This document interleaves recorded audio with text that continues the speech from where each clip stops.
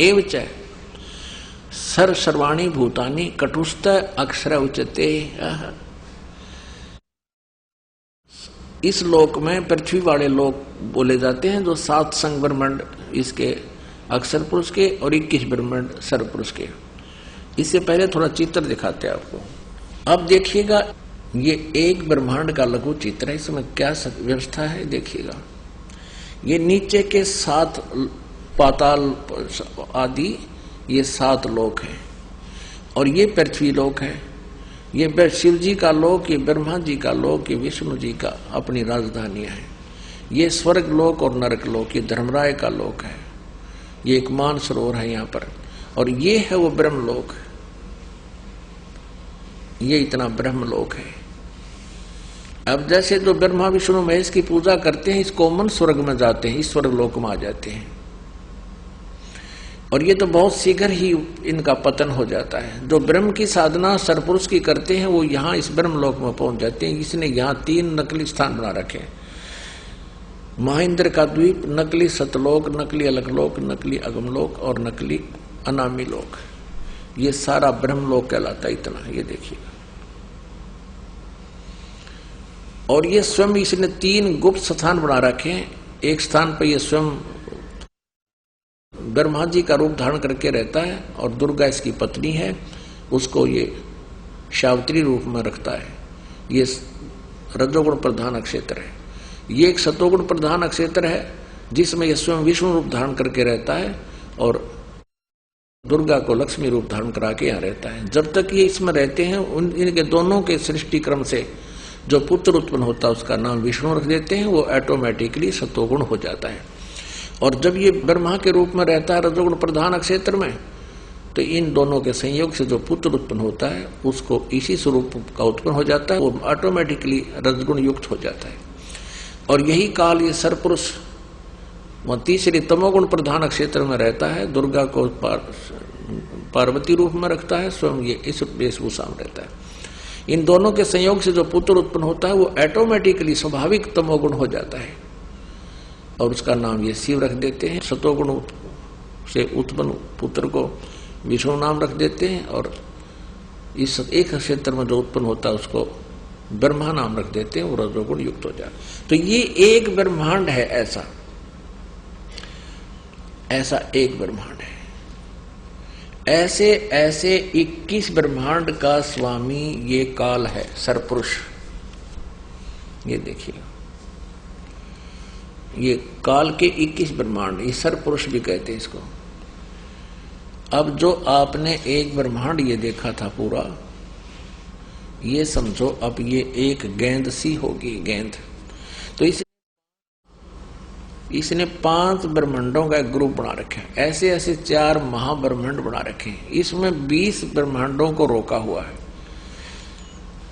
और ये 21वां इसने अलग से अपनी एक राजधानी बना रखी है। इस प्रकार ये 21 ब्रह्मांड का स्वामी है। और ब्रह्मा विष्णु महेश जी तो केवल इन 3 लोकों में, इस पाताल लोक पर, इस पृथ्वी लोक पर और इस स्वर्ग लोक पर एक विभाग के स्वामी हैं। रजगुण विभाग के ब्रह्मा जी, सतगुण विभाग के विष्णु जी और तमगुण विभाग के शिव जी। ये केवल एक ब्रह्मांड में इन 3 लोकों पर एक विभाग के अधिपति हैं बस। और ऐसे 21 ब्रह्मांड है इस काल के।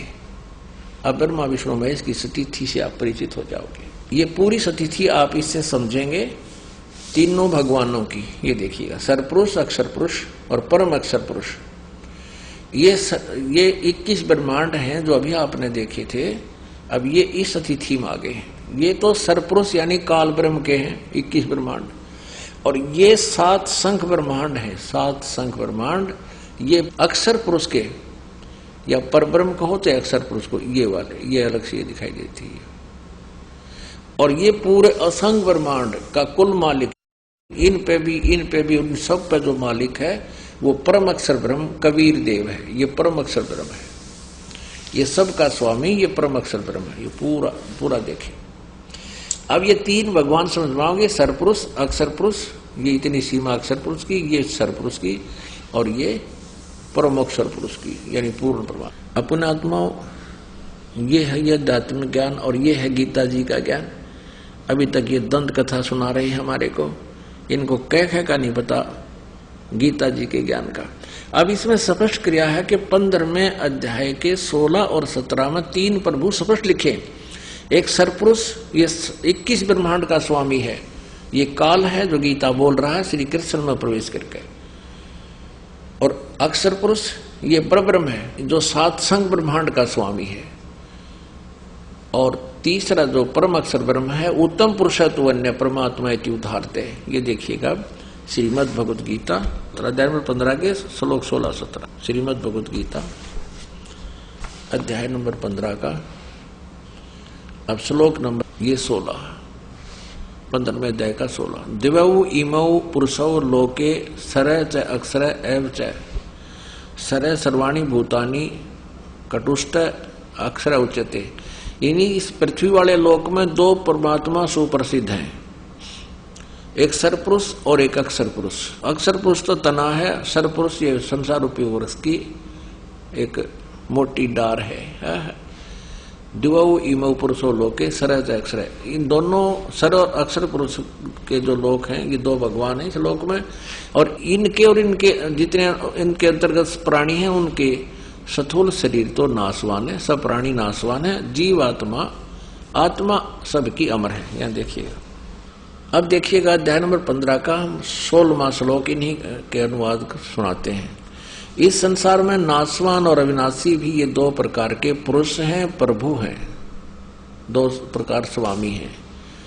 संपूर्ण प्राणियों के शरीर तो नाशवान है और जीवात्मा अविनाशी कहा जाता है। अभी 17वें में कहा है उत्तम पुरुष है तो अन्य, उत्तम पुरुष है तो अन्य परमात्मा इति उदाहरत है।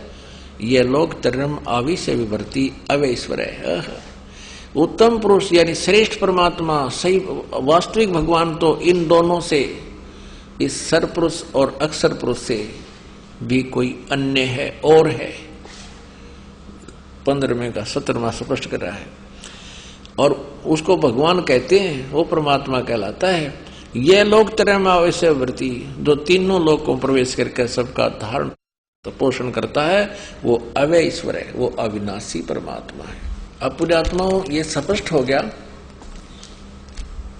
कि गीता ज्ञान दाता से अन्य और सुप्रीम पावर है वो परम अक्षर ब्रह्म जो है, वो तीनों लोकों में प्रवेश करके सबका धारण पोषण करता है। वो मूल यानी जड़, उल्टा लटके हुए संसार रूपी वृक्ष की जो ऊपर जड़ है, वो जड़ मूल रूपी परमात्मा है और वही पूजा के योग्य है, उसी की पूजा करनी चाहिए। अब फिर देखिएगा एक चित्र को आसानी से समझ में आएगा। ये पूरा संसार रूपी वृक्ष देखो, ऊपर को ऊर्ध्व मूलम अधः शाखम, ऊपर को मूल परमात्मा रूपी जड़ वाला और नीचे को तीनों गुण रूपी शाखा वाला। गीता ज्ञान दाता ने केवल इतना ही बताया, ऊपर को तो जड़ है वो समझो पूर्ण परमात्मा है और नीचे 3 गुण रूपी शाखा है। इन बाकी के बारे में बताया कि इस पूर्ण रूप से जानकारी मैं नहीं जानता, तत्वदर्शी संत बताएंगे। और गीता जी अध्याय नंबर 15 के श्लोक नंबर 1 में कहा कि इस सारे विभागों को, इस पूरे संसार रूपी वृक्ष के सभी विभाग बता देगा सवेदवित, वो तत्वदर्शी संत है। परमेश्वर कबीर जी स्वयं आकर के 600 वर्ष पहले हमें बता कर गए थे। कबीर अक्षर पुरुष एक पेड़ है, निरंजन इस सर पुरुष को काल निरंजन भी कहते हैं। ये काल निरंजन वाकी डार और तीनों देवा शाखा है पात्र संसार। इस परमेश्वर ने 600 वर्ष पहले ये ज्ञान हमें दे रखा था, जिस आधार से पवित्र गीता जी भी समझ में आ रही है। और पवित्र गीता जी ने भी इसको सेकंड कर दिया, प्रमाणित कर दिया कि 3 परमात्मा, सरपुरुष, ये अक्षर पुरुष, ये परम अक्षर पुरुष, ये परम अक्षर ब्रह्म।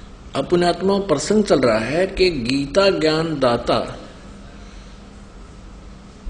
ये ब्रह्म है, ये ब्रह्मा विष्णु महेश से अन्य है।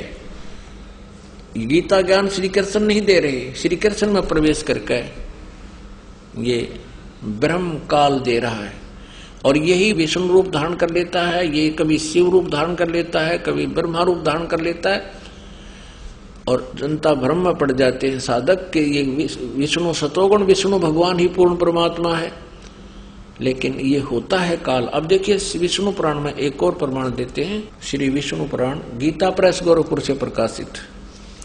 इसके प्रथम अंश अध्याय 22 और ये प्रश्न नंबर 102 श्री विष्णु पुराण और 58वां श्लोक स्पष्ट कर रहा है। हे ब्रह्मन, ब्रह्मा विष्णु और शिव ब्रह्म की प्रधान शक्तियां हैं। ओह, उससे न्यून देवगण है।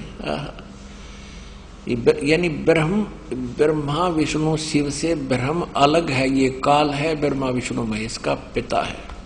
अब प्रसंग ये चल रहा है कि जो कृष्ण कृष्ण हरे हरे राधे राधे ओम नमः शिवाय ओम भगवते वासुदेव नमः या कोई भी मंत्र, इस जैसे गीता जी अध्याय नंबर 8 के श्लोक नंबर 13 में गीता ज्ञान दाता ये ब्रह्म श्री कृष्ण में प्रवेश करके बोल रहा है कि ओम इति एकाक्षरम ब्रह्म व्यवहारण माम अनुस्मरण यह प्रयाति तदंदेहम सयाति परमागति। मुझ ब्रह्म का एक ओम अक्षर है, नथिंग एल्स, यह एक ओम अक्षर है और इसका उच्चारण करके सिमरण करता हुआ यह प्रयाति तदंदेहम सयाति परमागतिम, मेरे से यानी ब्रह्म से ओम नाम के जाप से मिलने वाली गति जो ब्रह्म लोक है वो इससे प्राप्त होगी। आपको बता दिया अध्याय नंबर 8 के गीता जी के मंत्र 16 में स्पष्ट किया है कि ब्रह्म लोक पर्यंत भी प्राणी सभी जन्म मृत्यु में आते हैं, पुनरावृत्ति में। यानी इसलिए गीता जी अध्याय नंबर 7 के श्लोक नंबर 18 में गीता ज्ञानदाता ने अपनी परम गति को, अपनी गति को भी अनुत्तम कहा है। इसलिए गीता जी अध्याय नंबर 15 के श्लोक नंबर 1 से 4, 16, 17 और अध्याय नंबर 18 के श्लोक 62 में गीता ज्ञानदाता किसी अन्य परमात्मा की साधना करने